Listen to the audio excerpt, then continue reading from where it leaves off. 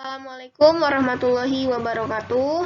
Perkenalkan, saya Siti Amelia Lestari dari kelas DA1 2018. Di sini saya akan menjelaskan tentang kerangka kerja Good Corporate Governance.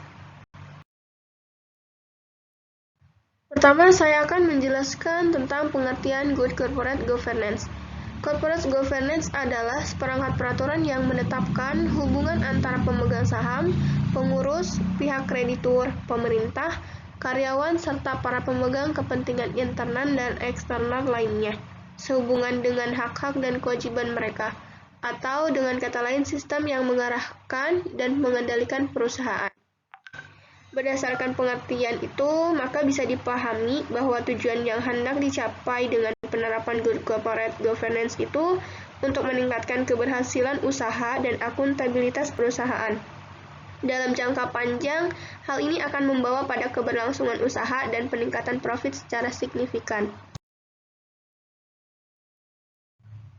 Prinsip-prinsip Corporate Governance. Prinsip-prinsip utama yang perlu diperhatikan untuk terselenggaranya corporate governance yang baik adalah transparansi.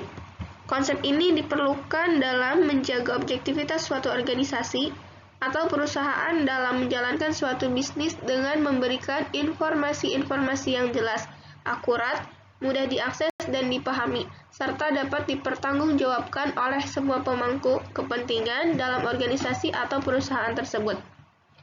Pada organisasi yang menerapkan corporate governance, transparansi atau keterbukaan menjadi hal yang wajib untuk diterapkan, mulai dari keterbukaan akan proses produksi, laporan keuangan, sepanjang keterbukaan tersebut tidak menyangkut rahasia organisasi.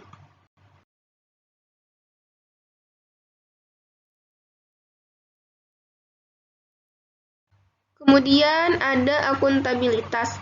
Konsep ini diperlukan untuk melihat sejauh mana kinerja yang telah dihasilkan oleh suatu organisasi dan perusahaan.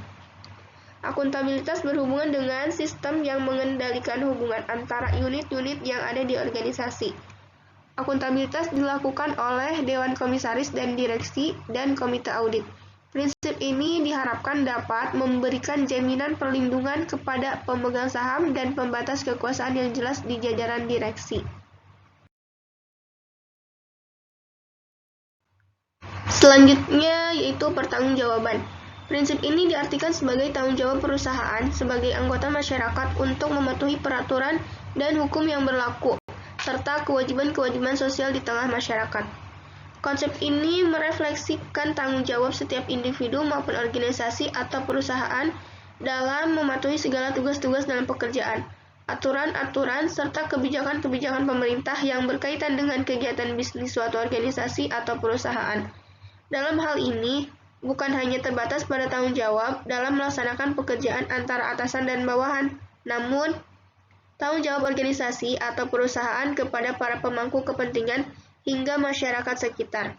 Sehingga dalam konsep ini, organisasi atau perusahaan harus mampu mempertanggungjawabkan segala hal yang berkaitan dengan aturan, hukum, dan peraturan yang berlaku, sebagai kontribusi hubungan hierarki internal perusahaan, pemangku kepentingan, masyarakat, serta stakeholder lainnya. Dan terakhir, kewajaran atau fairness. Konsep ini diperlukan untuk menjaga stabilitas perusahaan dengan menjaga kewajaran dan kesetaraan bagi setiap anggota, pemangku kepentingan, dan stakeholder lainnya dalam suatu organisasi atau perusahaan dengan porsinya masing-masing. Prinsip kewajaran menekankan pada adanya perlakuan dan jaminan hak-hak yang sama kepada pemegang saham, minoritas maupun mayoritas, termasuk hak-hak pemegang saham asing serta investor lainnya.